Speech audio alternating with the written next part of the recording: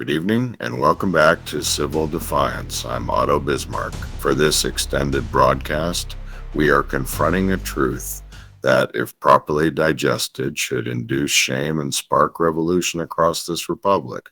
America is not merely facing a political challenge, it is suffering from a failure of imagination and a collapse of courage. We are a nation paralyzed, stuck in an endless loop of choosing between two versions of the same thing: an aging, predictable, often fragile male leadership. For two full terms now, we have been run by men whose energy is waning, whose cognitive acuity is a constant topic of national debate, and whose perspective is rooted in a world that no longer exists. Tonight we break that loop. We dedicate the 75-minute reckoning to the single most disruptive and therefore necessary change this nation could make: electing a president whose gender is not male and whose age is not geriatric. This is not about tokenism.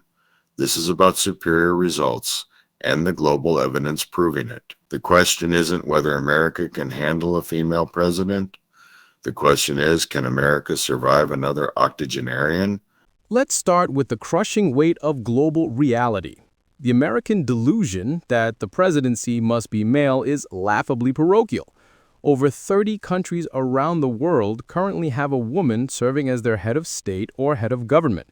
If you look at the total number of women who have led nations in the modern era, that number swells dramatically. This isn't about some gradual societal shift. It's about executive competence. We must look at the data, and the data overwhelmingly favors women in leadership when it comes to specific, crucial executive traits: crisis management and clarity. Where was the international praise during the toughest crises of the last decade? It was showered on leaders like Jacinda Ardern in New Zealand for her compassionate yet decisive response to the Christchurch terror attacks and the COVID-19 pandemic. She acted not just with empathy, but with a clarity and speed that often eluded her male counterparts in larger nations. Look at Angela Merkel. For 16 years, she was the stabilizing engine of the European Union. A trained physicist, she led with an analytical, ego-free pragmatism. She mastered the art of complex, multi-state compromise, navigating financial crises and refugee crises with a steady hand. Compare that to the bombastic zero-sum game mentality that infects the American political discourse. Prioritizing social investment. Studies on local councils and leadership worldwide, from Scandinavia to Indian panchayats, show that female leaders consistently prioritize tangible social goods, things like clean water access, education, and healthcare infrastructure, at a significantly higher rate than men. Their priorities are less focused on military posturing or abstract power and more on improving the daily lives of citizens. Transformational leadership. Psychological research confirms women are more likely to employ a transformational leadership style. They inspire, they mentor, they build dedication. Men, by contrast, are more likely to rely on a transactional style, quid pro quo, which breeds compliance, not genuine loyalty. The conclusion is inescapable. The women who rise to the top of political systems designed to crush them are, by necessity, more resilient, more collaborative, and more focused on measurable results than the aging, privileged men they often replace. Their success is a challenge to the American Uni-Party that is built on an old boy network of entitlement. When we return, we're peeling back the layers on the deep, psychological sickness that prevents a significant number of American men from ever casting a vote for a female commander-in-chief. This isn't about policy, it's about primal fear. Welcome back to Civil Defiance. Let's address the elephant in the polling booth: the American man's fear of a female leader. This fear is not rational. It is not about whether she can command the military. We have historical titans like Queen Elizabeth I, who saw off the Spanish Armada, and modern giants like Margaret Thatcher, the Iron Lady, who commanded her nation through war. This fear is primal and rooted in status anxiety. In the American cultural narrative, the president is the ultimate alpha male. That role is a core pillar of the traditional male identity. To place a woman in that seat, especially a highly competent, self-possessed woman who did not ask permission, is, for many men, a direct assault on their personal, social, and professional standing. We can break this down into specific anxieties. Fear of loss of control, the pussy-whipped syndrome. The cultural shorthand for a man controlled by a woman is a term of ultimate derision. For centuries, a man's power was defined by his independence and dominance. When a woman takes the highest office, it triggers a collective, subconscious fear of being dominated or controlled by female authority, a fear that originates in childhood and is reinforced by a patriarchal society. They refuse to grant her political authority because they fear the loss of their own domestic and social authority. The competence threat and likability trap. Research shows that the more competent a woman is in the workplace, the less likable she is rated by male peers. An ambitious, highly qualified woman is seen as a threat, a disruption of the expected order. The same characteristics of drive and ruthlessness that are praised in a man are weaponized to dismiss a female candidate as cold, abrasive, or too ambitious. The male voter demands she be both motherly and commander-in-chief, a performative tightrope no man is ever required to walk. This brings us back to the octogenarian president. Why the desperate clinging to a candidate whose best years are demonstrably behind them? Because they are familiar. They represent the unchallenged, predictable male power structure of the past. Electing an old man, regardless of his mental state, is a vote to maintain the illusion of the status quo and protect the existing male hierarchy from the disruptive force of female power. It's a vote for nostalgia and comfort over dynamic, forward-looking competence. This isn't just prejudice. It is a powerful psychological defense mechanism used to protect a fragile identity that feels constantly under siege in the modern world. And the Uni-Party establishment exploits this fear brilliantly to keep its own ranks intact. When we return, we must confront the uncomfortable truth about the other half of the American electorate, the women who demand equality in every other sphere, but who fail, again and again, to grant it in the highest office. It is the hypocrisy that kills political progress. Welcome back to Civil Defiance. We now turn the blowtorch on the other half of this equation. For decades, American women have been the engine of social and political progress, vocally demanding an end to systemic inequality. They are right to do so. Yet, when a woman stands on the national stage and asks for the highest office, her most fervent opposition often comes from her own demographic. This is the bitter truth.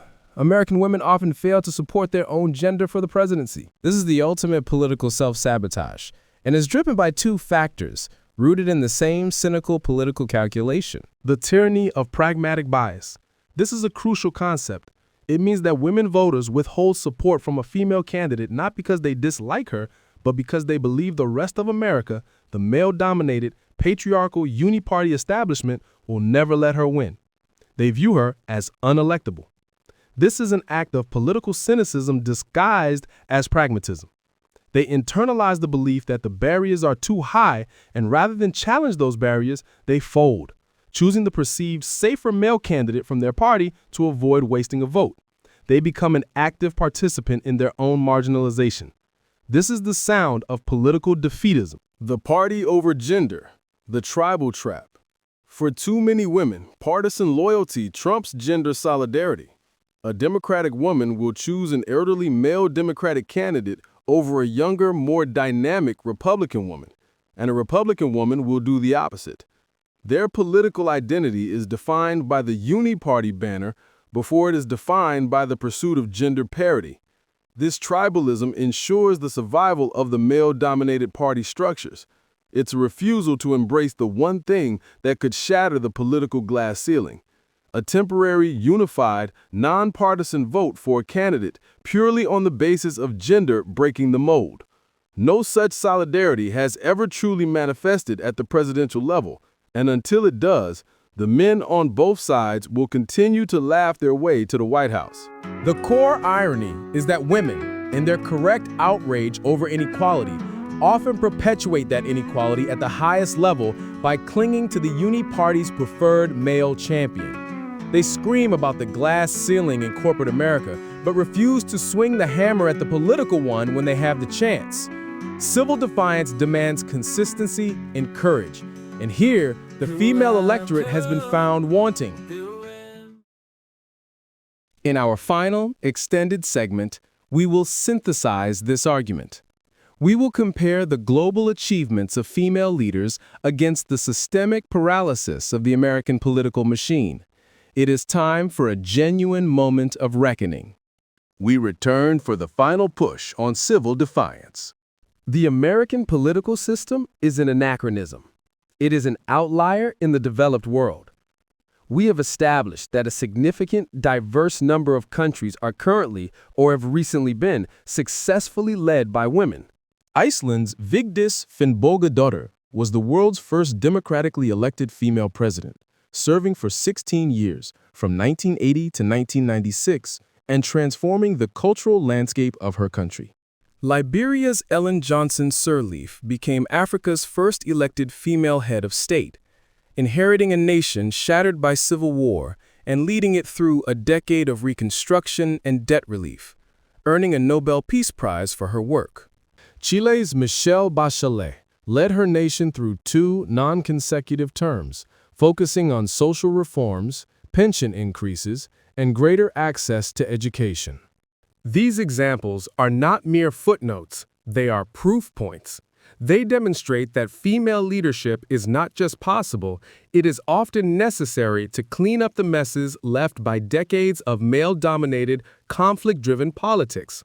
Women, forced to negotiate and collaborate to get to the top, often bring those same skills to governance. The current American reality is a shame. Our system selects primarily from a pool of aging, entrenched men who have been part of the Uni-Party establishment for half a century.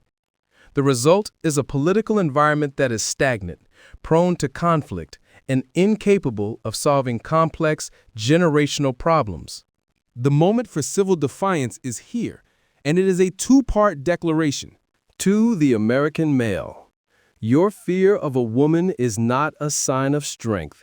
It is a sign of your political insecurity. Stop protecting a fragile status quo that is failing you, your family, and your country. A woman's strength in the Oval Office is not a threat to your manhood. It is a vital injection of competence that this republic desperately needs. To the American female, stop the self-sabotage. Stop letting pragmatic bias dictate your vote. Every time you withhold your support from a highly qualified female candidate because you're afraid she can't win, you make your own fear a reality. You cannot preach equality while voting to maintain the male Uni-Party structure. Your demand for parity is meaningless if you are not willing to cast a vote that secures it. The choice is not between a Democrat and a Republican. The choice is between the stagnation of the octogenarian past and the dynamic, proven competence of female leadership. It is time for America to drop its archaic entitlement, open its eyes to the world, and finally, bravely, elect a president who does not shuffle, but leads. This is not a suggestion. It is a necessity. It is civil defiance. I'm Otto Bismarck. Good night.